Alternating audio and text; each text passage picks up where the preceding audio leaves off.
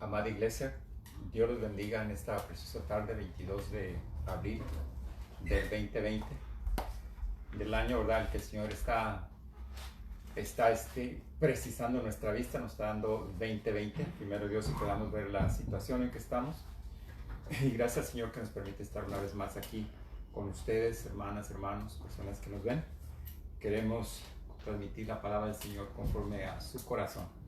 Queremos agradar al Señor sobre todas las cosas y decir el mensaje como debe de ser. Así que en esta tarde, como hemos seguido viniendo en el trayecto, este tiempo, esta cuarentena es tiempo de buscar al Señor, es tiempo de hacer, ¿verdad?, un recuento, un inventario en nuestro corazón, en nuestra vida, y ver dónde estamos fallando, porque lo trágico que puede suceder en muchas personas, especialmente, ¿verdad?, las personas que somos cristianos, la iglesia, es que después de esta cuarentena, después de esta prueba que el Señor nos está enviando, y repito que el Señor nos está enviando, según de Crónicas 7:14, es que salgamos como antes y no haya ningún cambio en nuestra vida, no haya un encuentro con el Señor. Entonces en ese trayecto, en ese mismo pensar, quiero compartir con ustedes ahora el Salmo 51, que es ¿verdad?, uno de los salmos más famosos que el Espíritu Santo, ¿verdad?, usó al hermano David, al profeta David, al rey David, al salmista David, para escribir. Así que vamos a invitar que el Señor sea que esté con nosotros en esta tarde, para que esta palabra no regrese vacía. Padre, en el nombre de Jesús, estamos aquí, Señor, en tus manos. Te pedimos, Señor, que tú, Señor, nos hables, Señor, especialmente a mí, Señor, a través de tu palabra, Señor. Que tú, Señor, transforme nuestro corazón, Señor, en nuestra vida, Señor Jesucristo. En tu nombre, Señor, háblanos, Señor Jesús. Amén. Que tu palabra, Señor, que es viva y eficaz, Señor, más cortante que cualquier espada de dos filos, Señor, penetre en nuestro corazón, Señor, vida nuestra alma, nuestro espíritu, nuestro cuerpo, Señor, para así, Señor, ser personas, Señor, conforme a tu corazón, Señor. Personas, Señor, apasionadas por ti, Señor. Personas que te amamos, Señor, con todo nuestro corazón, con toda nuestra alma y con todo nuestro ser, Señor Jesús. Que no aceptas otra competencia, Señor, sino tú, el primero en nosotros. Así que en esta noche, Señor, transfórmanos, Señor, vivifícanos a través de tu palabra, Señor, y abre nuestros ojos, Señor, para que así, Señor, seamos personas sabias, personas entendidas, no solamente que escuchamos tu palabra, sino que la obedecemos, Señor, que la ejecutamos, Señor, para ser constructores sabios y prudentes, Señor. En el nombre de Jesús, ministranos, Señor. Amén. Amén, mis amados. Entonces vamos a ver el Salmo 51. El Salmo 51, ¿verdad? 150 salmos, como los 73 salmos son atribuidos al rey David. De estos 73 salmos, 18 son biográficos que hablan acerca de él.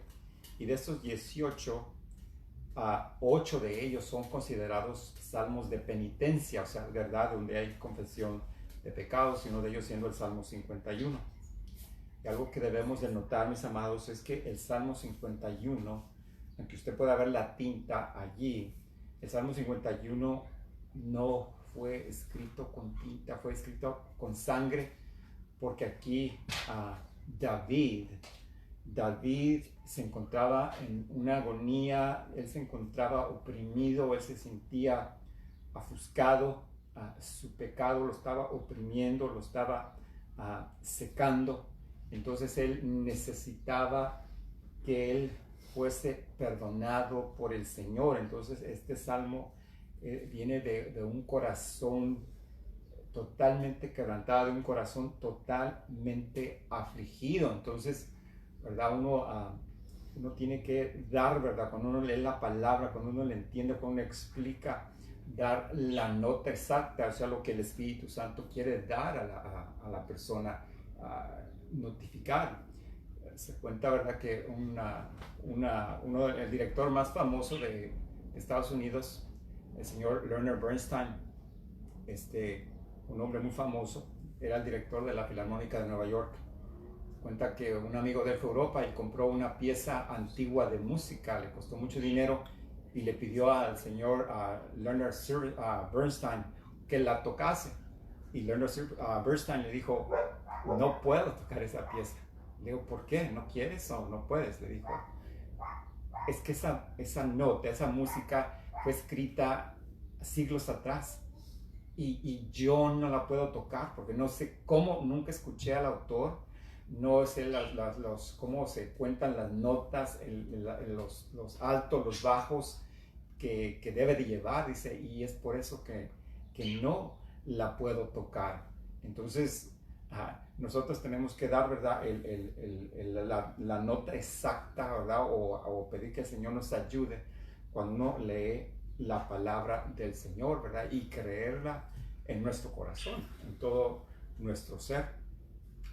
También hay otra anécdota y esto sucedió en Inglaterra, de un hombre de un pastor, que él miraba a través del templo de su iglesia cómo la gente llenaba, hacía fila para entrar a un teatro, y era un actor que hacía el papel, ¿verdad?, en las obras de Shakespeare, ¿verdad?, uno de los literatos más famosos de Inglaterra.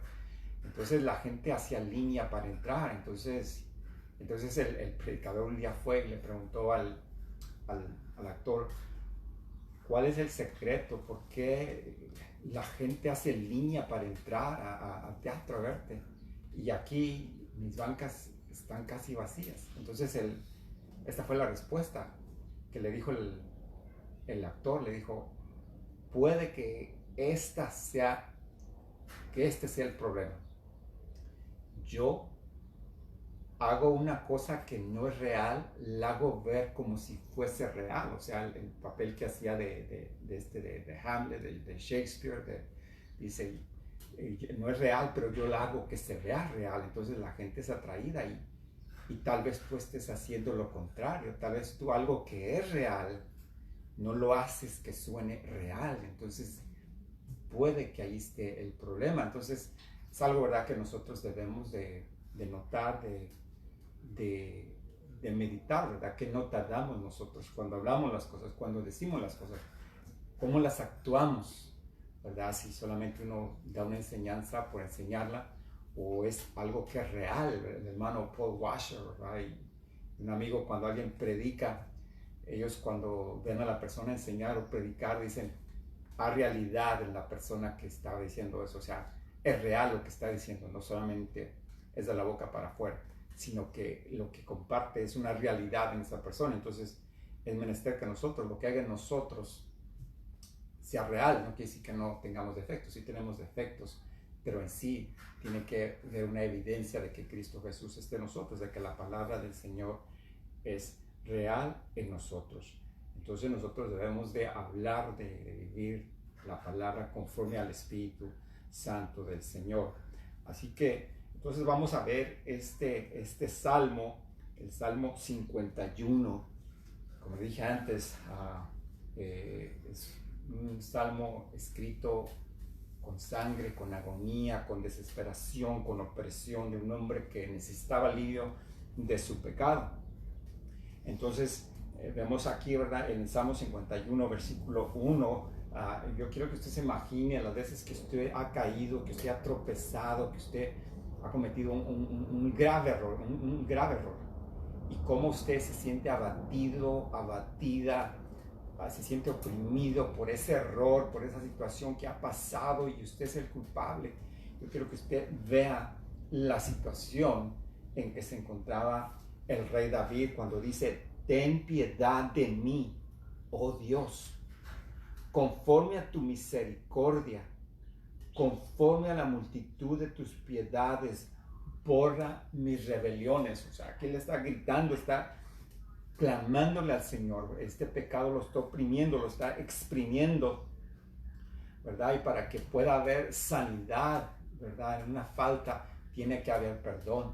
Y aquí, ¿verdad?, el salmista, el profeta David, encuentra el perdón del Señor. Pero yo quiero que usted note cómo está clamando de desesperación por esa necesidad de que cometió él ese pecado tan grave. Y clama, dice el versículo 2, lávame más y más de mi maldad, límpiame de mi pecado. Y no hay nadie que pueda limpiar el pecado, más solamente Cristo Jesús, la sangre de Cristo Jesús.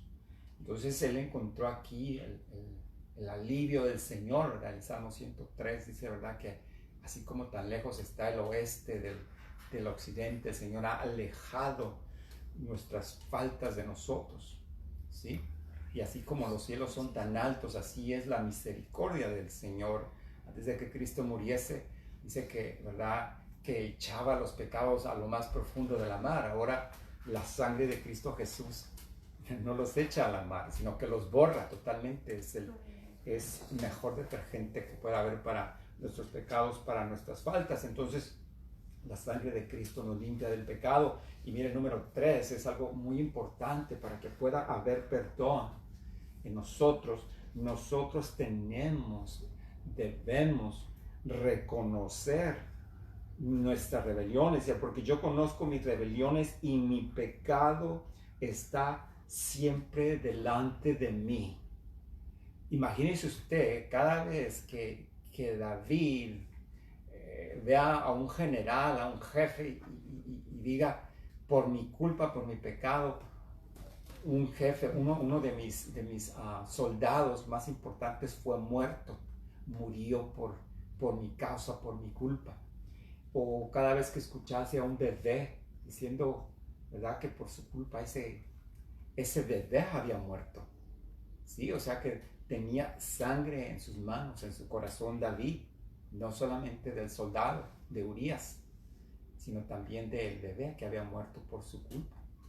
Él, ¿verdad?, pensó que todo estaba bien, que todo estaba tapado, pero al Señor no se le puede ocultar, ¿verdad? Dice ahí en el libro de Génesis que nuestro pecado nos va a encontrar cuando ya estamos en Cristo, ¿verdad? Y pecamos deliberadamente, dice que nuestro pecado nos va a encontrar. Entonces aquí el rey David está oprimido, ¿verdad? Y quiere, ¿verdad?, que el Señor le borre esta falta que él siempre la ve. Yo no sé si usted, pero cuando yo cometo una falta es como una tortura, porque me repito, ¿por qué lo hice? ¿Por qué lo dije? ¿O por qué no lo hice? Entonces el profeta tiene siempre el pecado delante de él.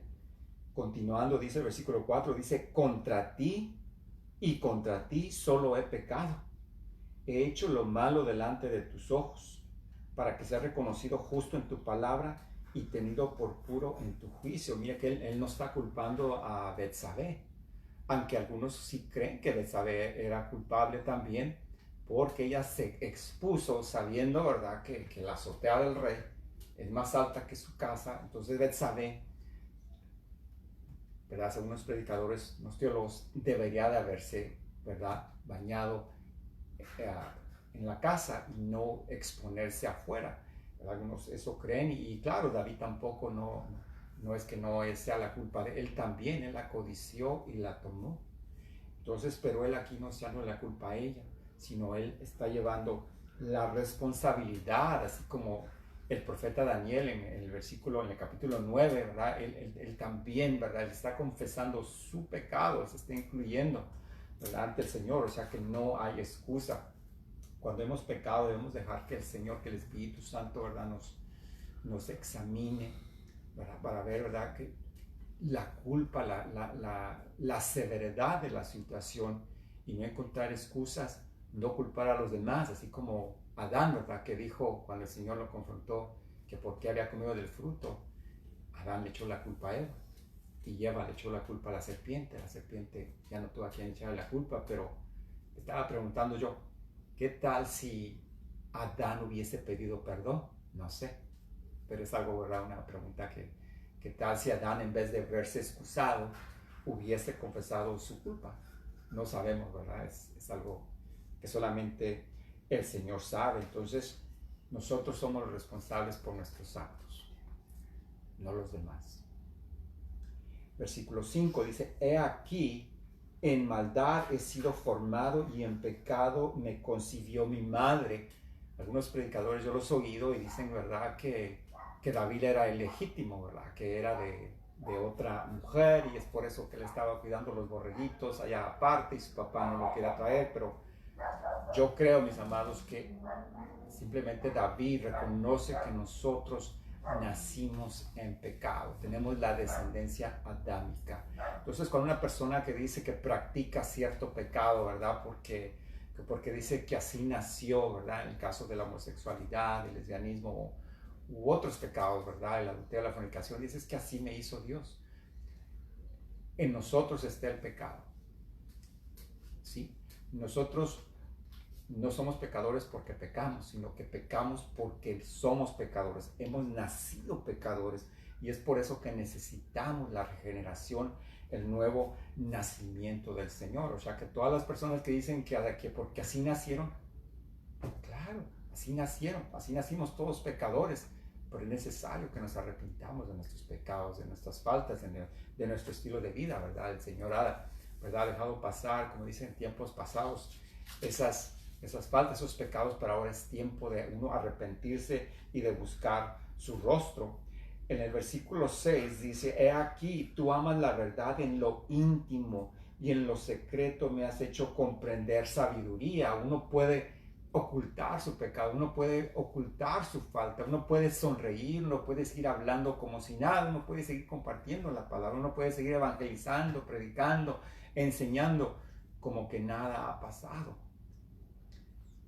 Pero en los lentes del Señor, el Señor ve ese pecado y no se lo podemos ocultar. Entonces aquí dice él que el Señor le ha hecho comprender sabiduría, el Señor le ha revelado, ¿verdad? En su corazón. Puede que de esa vez, ¿verdad? Él, tal vez de la culpa que él sentía, ¿verdad? Fue que el Señor literalmente envió al profeta Natán para decirle, ¿verdad? Su falta, que no había sido pasada por alto por el Señor. Entonces hay importancia, ¿verdad? De uno tener, ¿verdad? Ir con el Señor y que el Señor lo examine a uno, lo pase por los rayos X, ¿verdad? Y que pueda ver, ¿verdad? En nuestro interior, porque nosotros en veces ni nos cuenta nos damos o creemos que no es tan grave nuestra falta, pero ante el Señor todos los pecados son pecados, sean grandes o sean chicos. Y dice el versículo 7, purifícame con hisopo y seré limpio,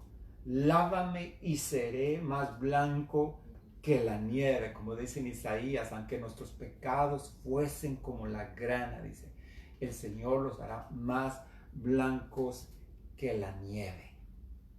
Es algo hermoso del Señor, que su sangre preciosa nos limpie de nuestros pecados y nos deje más blancos que la nieve, o como la nieve, dice aquí, para que nosotros, dice en el 8, hazme oír gozo y alegría y se recrearán los huesos que has abatido. Yo no sé usted, yo nunca he tenido la experiencia de que se haga roto un hueso en mí, pero las personas que lo han sufrido dicen que es algo muy doloroso. Entonces, en este caso, David, ¿verdad? Está comparando su pecado, ¿verdad? Como cuando alguien se rompe un hueso y experimenta ese dolor. He oído que dicen que un buen pastor, cuando una ovejita se continúa descarriando y se continúa descarriando y no entiende y se desbalaga y tiene que ir a traerla, entonces un buen pastor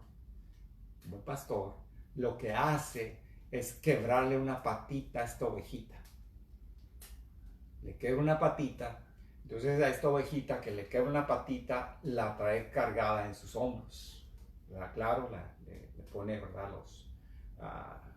Para que se cure, supongo que unos palitos o tablitas amarrados para que sane, y en todo este tiempo él la está cuidando, la tiene cerca de él, ¿verdad? Entonces en este trayecto de recuperación, la ovejita está teniendo compañerismo, está teniendo, ¿verdad?, cercanía con el pastor, que ya cuando es sanada, entonces ya la ovejita ya se relaciona, ya ha aprendido a estar cerca de su pastor, ¿verdad? Entonces aquí, ¿verdad? Es algo que nosotros, ¿verdad?, podemos asimilar. Y dice el 9, esconde tu rostro de mis pecados y borra todas mis maldades. Vuelve a decir otra vez, borra todas mis maldades. El 10, crea en mí, oh Dios, un corazón limpio y renueva un espíritu recto dentro de mí. Solamente el Señor, el Creador de todo, mis amados, puede darnos un corazón limpio. Nosotros no podemos, nadie nos puede dar un corazón, un nuevo corazón. Solamente el Señor nos puede dar un corazón limpio y dice, y renueva un espíritu recto dentro de mí. ¿Por qué es tan importante un corazón limpio? ¿Por qué? He escrito algunas referencias, el tiempo, a veces apremia a uno de mis enemigos en estos compartimentos, es el tiempo, no hay tiempo suficiente, lo tengo que hacer casi siempre a la carrera, pero hice unas notas, ¿verdad? Unas notas, ¿verdad? De por qué el Señor es importante que tengamos un corazón limpio y cómo, ¿verdad? Cómo es que un hombre conforme al corazón de Dios, como dice en el libro de Samuel, en el libro de Samuel, primer libro de Samuel 13:14, ¿verdad? Como dice que Samuel seguía triste por la caída, por el tropiezo de Saúl, ¿verdad? Entonces el Señor le dice a Samuel, ya basta de llorar, Samuel. Dice Dios, mira cómo dice, Dios se ha buscado un hombre conforme a su corazón. Entonces, ¿cómo es que David, un hombre conforme al corazón de Dios, pudo caer en tal vileza, en tal pecado? Es algo, ¿verdad?, que uno debe de temer, que uno debe de temblar, ¿verdad? Porque un hombre con el corazón de Dios, que en busca del corazón de Dios, puede caer en tal vileza. Es algo para que usted, tengamos mucho cuidado, ¿no? Entonces, Saúl era un hombre que no tenía un corazón para Dios. Salomón solamente tuvo la mitad de su corazón para Dios. Pero David fue un hombre que tuvo todo su corazón para el Señor. Y es por eso que el Señor lo amaba. No porque David era perfecto, como estamos viendo, ¿verdad? Su falta, sus pecados, sino porque él, su deseo, su anhelo era agradar al Señor. ¿Sí? Esos son, ¿verdad?, lo que agrada al Señor. Un corazón, ¿verdad?, que está entregado totalmente a Él en sus faltas y defectos, pero aún así el deseo de ese corazón es amar a Dios sobre todas las cosas. Entonces, por eso que es muy importante, ¿verdad?, tener un corazón limpio. El más grande mandamiento que se encuentra en Deuteronomio 6:5 dice, amarás al Señor tu Dios con todo tu corazón, con toda tu alma, con todas tus fuerzas. O sea que es algo que nosotros los hijos de Dios tenemos que tener en nuestro corazón cada día, cada instante, que nuestro amor al Señor tiene que ser lo más sublime, lo más importante, nuestra pasión por el Señor. ¿Sí? Y uno en veces se descuida y hace otras cosas que no son importantes en vez de uno tener esa pasión, esa intimidad, ese tiempo con el Señor, y uno hace otras cosas, ¿sí? Entonces, ¿verdad? A veces cuando uno comete errores y le reclaman a uno, ¿verdad?, dicen, no, ¿por qué no hiciste esto? Podrías haberlo hecho, no me amas. Entonces, imagínese el corazón del Señor cuando nosotros damos prioridad a otras cosas. Perdemos el tiempo, que es muy valioso, especialmente en este tiempo, y lo usamos en cosas que no edifican, cosas que son vanas, ¿sí? Y decimos que amamos al Señor. Como dice el Señor, este pueblo de labios me honra, pero su corazón está lejos de mí. Entonces el primer gran mandamiento es amar al Señor con todo nuestro corazón. Otra cosa que es importantísima en Mateo 5:8 dice, blessed are the pure in heart, for they shall see God. Dice, benditos son aquellos de un corazón puro o limpio, porque ellos verán a Dios. Entonces se requiere que nosotros tengamos un corazón limpio, ¿verdad? Para ver a Dios. No significa que no tengamos pecado, pero que nuestro corazón esté siempre siendo limpiado con la sangre del Señor, con su palabra, ¿verdad? Es un corazón limpio, ¿verdad? Que no dejamos que se acumule basura, que no se acumule ahí, ¿verdad? Iniquidad, sino que esté siempre limpiando, ¿verdad? Para que pueda funcionar como tiene que ser. Otra cosa, mis amados, es que los ojos son la lámpara del cuerpo. Dice que si nuestros ojos fueren limpios, entonces todo nuestro cuerpo será limpio, ¿verdad? Según Mateo 6:22. Y en Mateo 5:27 dice, ahí conectando el ojo con el cuerpo, ¿verdad? El ojo es la lámpara del cuerpo. Conectando la lámpara con el cuerpo, dice en Mateo 5:27, dice, pero yo le digo a ustedes que cualquiera que mira a una mujer y la codicia, dice, y la codicia ha cometido adulterio, y la codicia en su corazón ha cometido adulterio. Entonces es menester, ¿verdad?, que nuestro ojo, nuestra lámpara sea limpia para lo que ve, ¿verdad?, no contamine al cuerpo, especialmente al corazón. Entonces tenemos que tener cuidado en esa área. También otra cosa, el corazón es muy importante porque el corazón es la tierra donde la palabra es sembrada. ¿Ok? Nuestro corazón es la tierra donde la palabra es sembrada. O sea que, ¿cómo está nuestro corazón? Hay piedras, hay arbustos, está duro como el camino, ¿verdad? La carretera. ¿Cómo está nuestro corazón?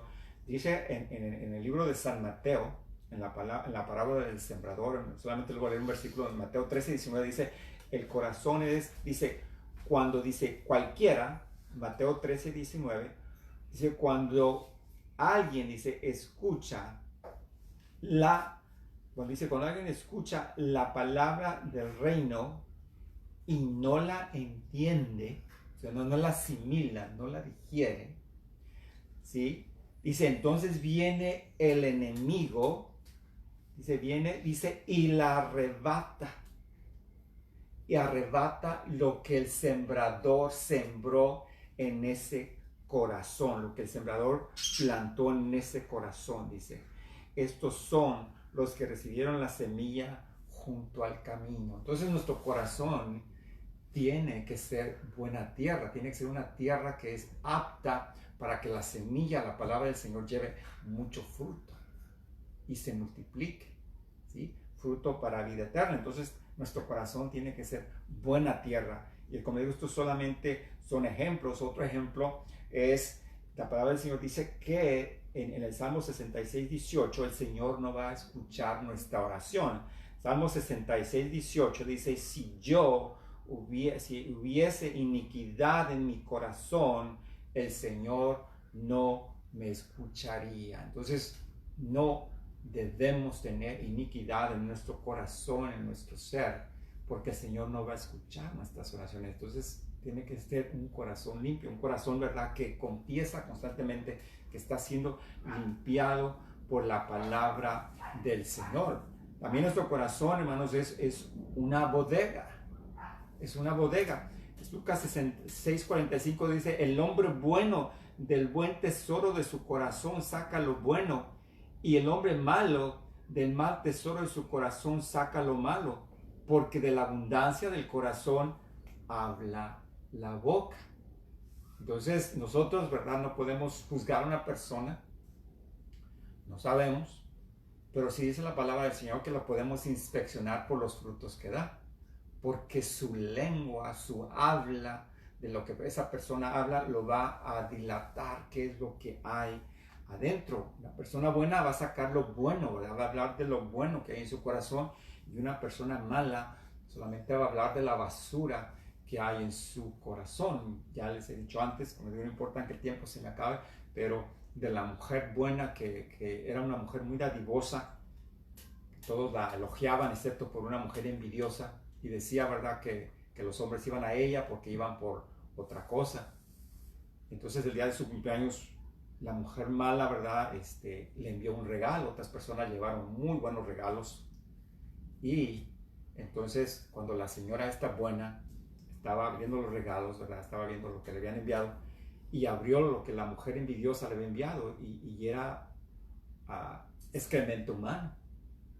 Entonces, para que vean el temor de Dios y la sabiduría que Dios da, pronto esta mujer buena le dijo a nuestros criados: vayan y corten de mi jardín las rosas más preciosas que ustedes puedan encontrar.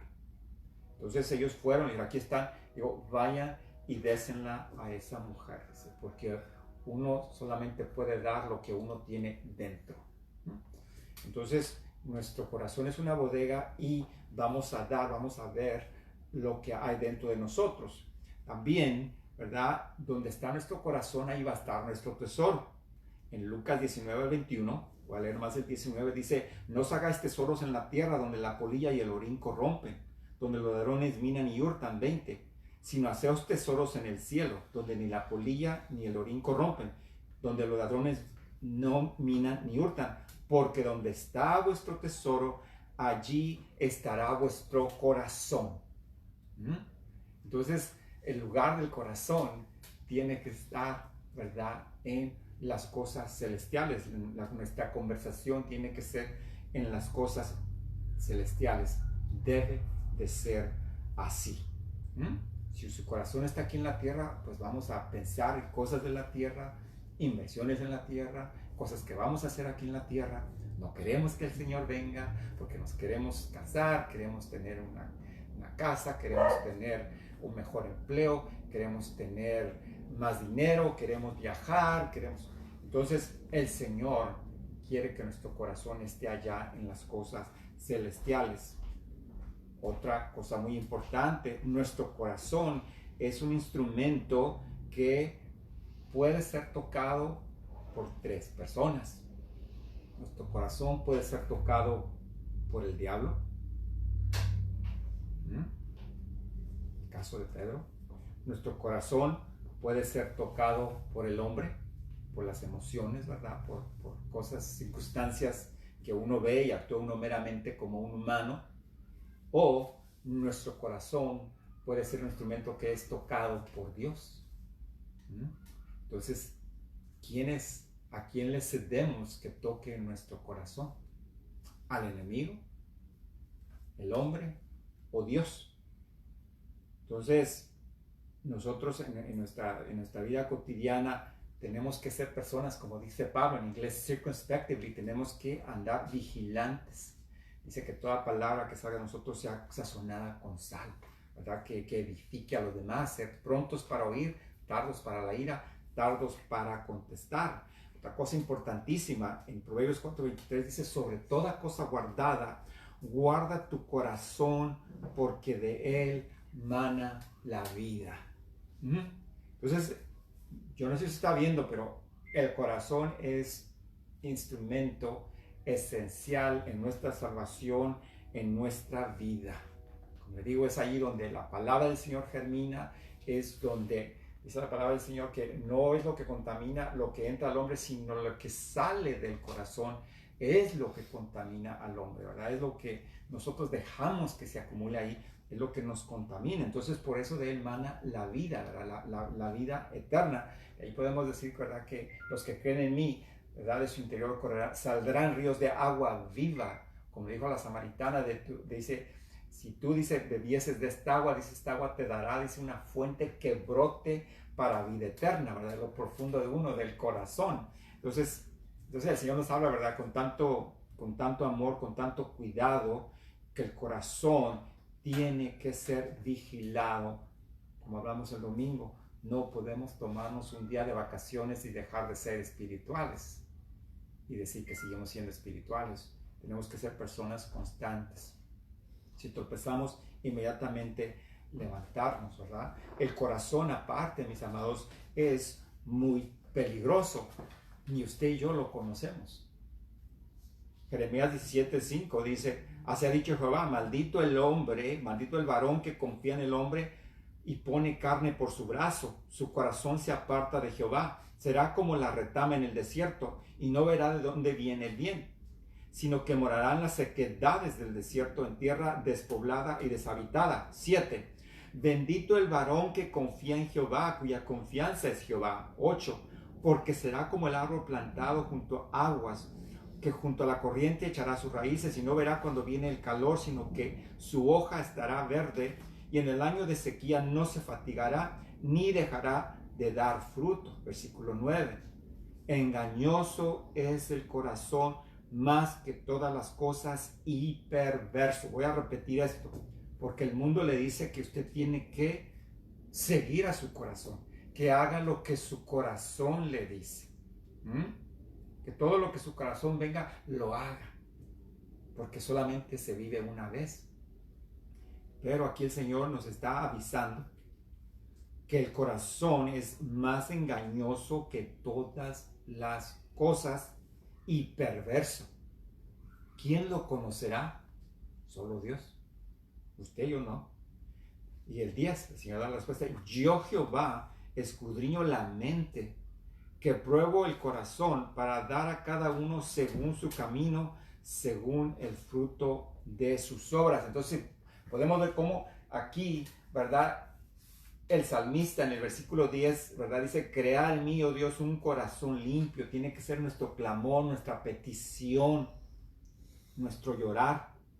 Crea en mí, oh Dios, un corazón limpio, un corazón, otra dice, an undivided heart, un corazón no dividido, sino totalmente un corazón para ti, Señor.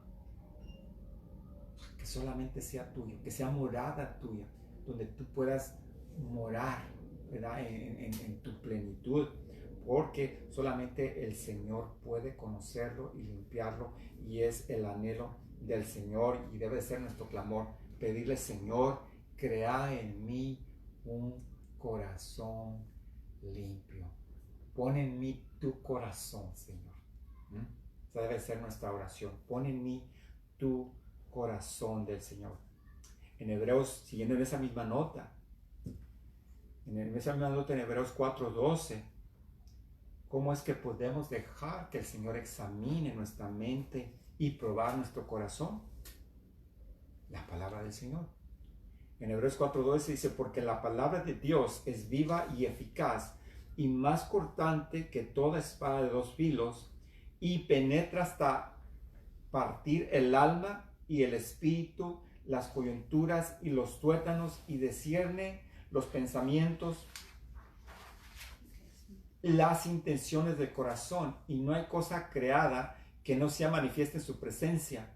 Antes bien, todas las cosas están desnudas y abiertas a los ojos de aquel a quien tenemos que dar cuenta.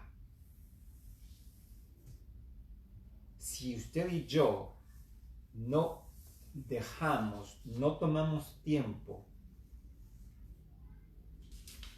en la palabra del Señor, ante su presencia, junto con el autor,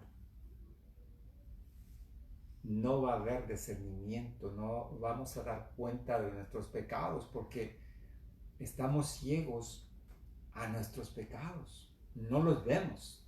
Es la palabra del Señor que el enemigo, el Dios de este siglo, ha cegado el corazón de las personas. Entonces en Corintios, 1 Corintios, ¿verdad?, capítulo 4, si no me equivoco, dice que la luz de Cristo, dice, hace que las tinieblas resplandezcan, salgan, para que nosotros podamos ver la luz a través de Cristo en Dios, y ver dónde es que estábamos en pecados. Pregúntense nosotros que éramos católicos, por ejemplo yo, que mi familia era muy religiosa, nosotros pensábamos que estábamos en lo correcto, en todo nuestro derecho. Pero cuando viene la luz del Evangelio, o sea, Cristo Jesús, ilumina nuestros corazones y quita la venda, entonces nos damos cuenta dónde estábamos, hacia dónde íbamos, hacia el infierno, hacia la muerte eterna, ¿sí? Entonces es menester que el Señor, ¿verdad?, examinar su palabra y dejar que el Señor nos examine, para que el Señor nos revele el estado de nuestro corazón, ¿sí? Que nos divida, que totalmente nos examine, que no haya ningún pecado oculto o escondido, o que no nos demos cuenta, sino que todo sea revelado delante de la bendita y poderosa palabra del Señor. Otra cosa que nos revela nuestro corazón, ¿verdad? Que cómo está, son las pruebas, las tribulaciones. Es cuando nos damos cuenta, ¿verdad? Como dice un dicho en inglés, dice, nosotros somos, ¿verdad? Como las bolsitas de té, que no sabemos de qué sabor somos, perdón, hasta que estamos en agua caliente. Es que entonces, ¿verdad? Sabemos de qué sabor somos, ¿sí? Qué es lo que hay adentro de la taza, ¿verdad? Hasta que uno se tropieza es cuando se da cuenta que había adentro. Entonces, dice en Deuteronomio 8, el Señor le dijo a los israelitas, cuidaréis de poner por obra todo mandamiento que yo os ordeno hoy. Estoy en Deuteronomio 8. Dice, para que viváis y seáis multiplicados y entréis y poseáis la tierra que Jehová prometió con juramento a vuestros padres. Versículo 2 de Deuteronomio 8. Y te acordarás de todo el camino por donde te ha traído Jehová tu Dios estos 40 años en el desierto. O sea que le está recordando esos 40 años para afligirte, para probarte, para saber lo que había en tu corazón, si habías de guardar o no mis mandamientos. Y te afligió y te hizo tener hambre y te sustentó con maná, comida que no conocías tú, ni tus padres la habían conocido, para hacerte saber que no solo de pan vivirá el hombre, mas de todo lo que sale de Jehová vivirá el hombre. 4. Tu vestido nunca se envejeció sobre ti, ni el pie se te ha hinchado en estos 40 años. Reconoce a sí mismo en tu corazón que como castiga el hombre a su hijo, así Jehová tu Dios te castiga, porque Dios al que ama lo castiga, ¿verdad? Lo disciplina. Yo temo por las personas que hacen daño, que hacen mal y no son disciplinadas. Entonces hay un gran peligro. Puede, ¿verdad? Que piensan que son hijos, que son hijas de Dios, pero dañan, pecan y no les pasa nada y siguen igual. Entonces hay una gran pregunta. ¿En verdad son hijos de Dios? Porque el que Dios toma como hijo lo disciplina, lo endereza inmediatamente. Yo soy testigo. Inmediatamente el Señor lo llama a uno a cuentas. Fallaste aquí. Entonces, cuidado. Si usted está en pecado, si usted está pecando y no le pasa nada, cuidado porque puede que usted ya no sea hijo. 6. Dice, guardarás pues los mandamientos de Jehová tu Dios andando en sus caminos y temiéndole. La gran prueba que sufrió el hermano Pedro. El hermano Pedro que pensó que todo lo podía, ¿verdad? Que él era un hombre valiente, eficaz y que nada le tenía miedo. Pero dice el Señor, ¿verdad? Allí en el libro de Mateo, si no me equivoco, 16:31, dice, dijo también el Señor, Simón, Simón, he aquí Satanás os ha pedido para zarandearos como el trigo. O sea que el Señor, mis amados, cuando Dios es una persona, puede dejar que el enemigo lo zarandee, ¿sí? Para probarlo, para zarandearlo. Entonces es algo, ¿verdad? Que no creemos que el Señor nos entregue al enemigo, ¿verdad? Y nos zarandee. En este caso, Satanás le tuvo que pedir permiso al Señor para zarandear a Pedro, y el Señor le dio permiso. Por eso dice el 32, pero yo he rogado por ti, hablándole a Pedro, que tu fe no falte, y tú, y habla también, le está profetizando el Señor, ¿verdad? Que Pedro se va a arrepentir, porque Pedro dejó la fe. En el momento en que Pedro negó la fe 3 veces, no 1, 2, sino 3 veces, Pedro dejó los caminos del Señor. Y es por eso que aquí dice, una vez que te arrepientas, Pedro, y vuelvas a mí, confirma a tus hermanos. Y él le dijo, aquí está Pedro, no le creyó al Señor. Señor, dispuesto estoy a ir contigo, no solo a la cárcel, sino también a la muerte. Y él le dijo, Pedro, te digo que el gallo no cantará hoy antes de que tú niegues 3 veces que me conoces.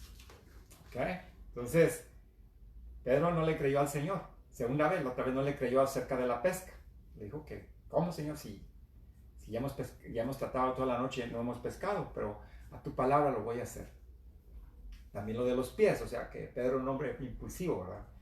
Entonces, veamos cómo el Señor endereza nuestros corazones, ¿ok? En vez de nosotros le llamamos la atención a una persona, ¿verdad? Le decimos lo que estás haciendo está mal, así como Elías a sus hijos, que les decía, hijos, lo que ustedes están haciendo no es correcto.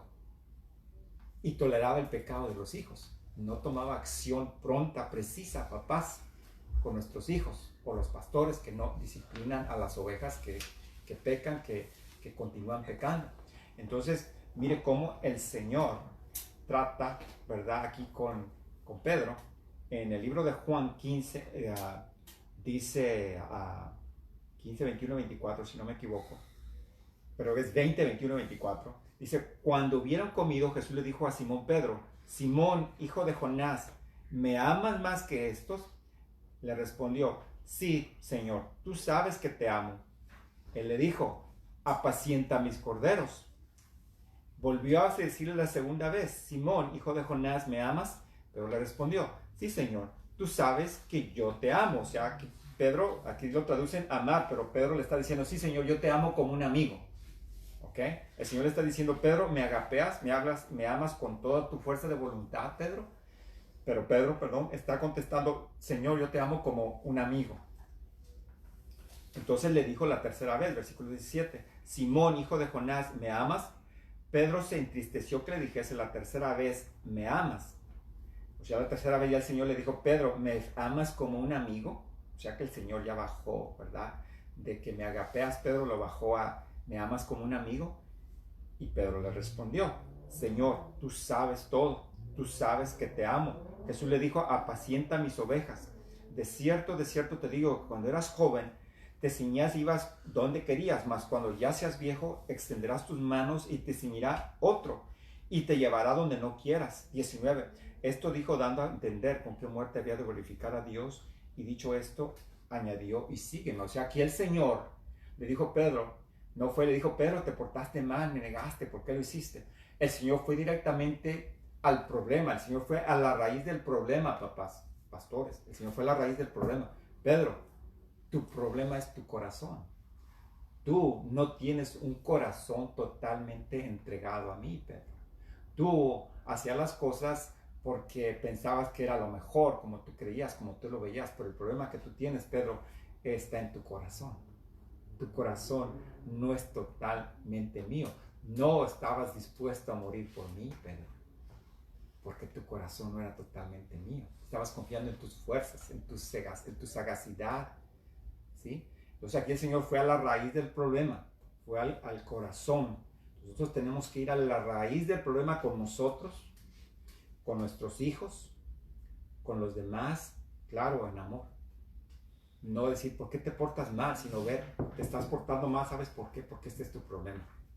Esta es la raíz del problema. Así como el Señor fue allí, ¿verdad? Le llaman en los americanos the double loop,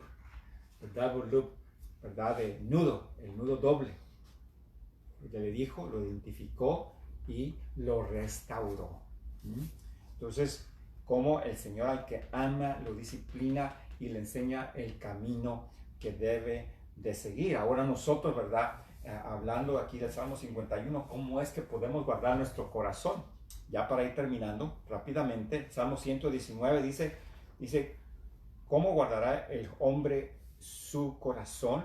Dice, con guardar tu palabra.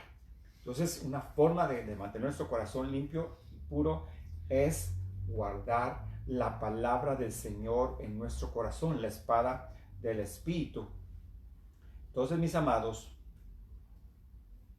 como podemos ver, las consecuencias del pecado de David son tan graves. Algunos teólogos creen que debido a este pecado, desde ese instante en que David pecó con Betsabé, el reino fue dividido y solamente se consumió con Salomón.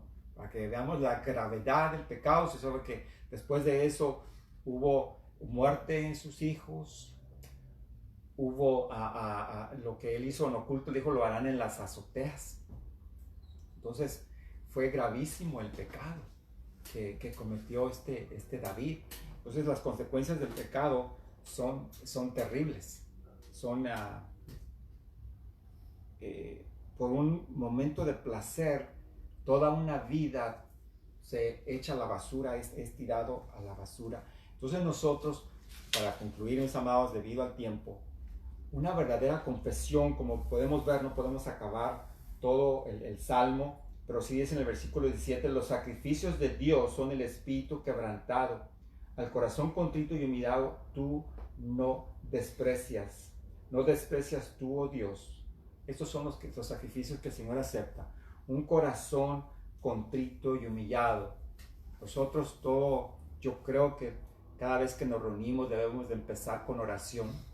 Debemos de buscar nuestro corazón, ¿verdad? Y confesar nuestro corazón, nuestro pecado, para que lo que hagamos, sea enseñanza o canto, sea aceptable al Señor. Entonces, creo que la confesión tiene que ser primero, ¿verdad? Antes de que nosotros podamos proseguir adelante. Y una confesión verdadera, tenemos que ver lo que es el pecado, tenemos que ver lo que nosotros somos personas viles, nacidas en pecado, y ver quién Dios es. Y que Dios es un Dios que demanda santidad, es un Dios que demanda pureza de corazón.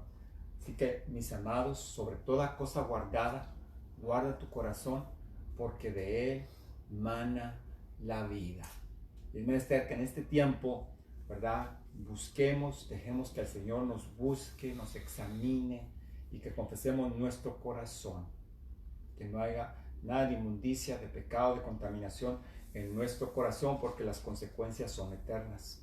Entonces el corazón es el órgano, ¿verdad?, más importante, ¿verdad?, de nuestro ser, porque de él mana la vida. Que el Señor les bendiga. Vamos a orar. Padre, te damos gracias por tu palabra, gracias por tu amor, Señor. Permite, Señor, que en nosotros, Señor, tú seas el que habite, Señor, el que mora en nuestro corazón, Señor, y que en todo tiempo, cada día, Señor, nosotros dejemos que tu palabra, Señor, que tu Santo Espíritu, que tu presencia examine nuestro corazón, Señor Jesús. No podemos, Señor, tener un corazón dividido, mitad en el mundo, Señor, y mitad contigo, Señor. Terminamos siendo tibios, que no podemos ser buenos cristianos porque nuestro corazón está en el mundo, Señor. Ni podemos pecar, Señor, a gusto, porque que sabemos, Señor, de que hay consecuencias, Señor. Danos, Señor, un corazón limpio, Señor. Un corazón, Señor, totalmente entregado a ti, Señor. Para honra y gloria tuya, Señor Jesús. Bendice, Señor, a tu iglesia, Señor. Permítenos, Señor, pasar este examen, Señor. Que tengamos, Señor, en estos días un corazón contrito y humillado, Señor. Un corazón quebrantado, porque un corazón contrito y humillado, Señor, tú no lo desprecias, y son los sacrificios que tú anhelas, Señor. Un corazón contrito y humillado, Señor, para así poderte alabarte, Señor, en la hermosura de la santidad que hay en nosotros, Señor, en nuestras vidas, Señor. Ten pues misericordia de tu iglesia, Señor, y que sigamos adelante con nuestros ojos, con nuestro corazón en las cosas celestiales donde tú estás, Señor, y nuestros ojos puestos en Cristo Jesús. Que la gracia y la paz del Señor les bendiga, mis amados. Amén.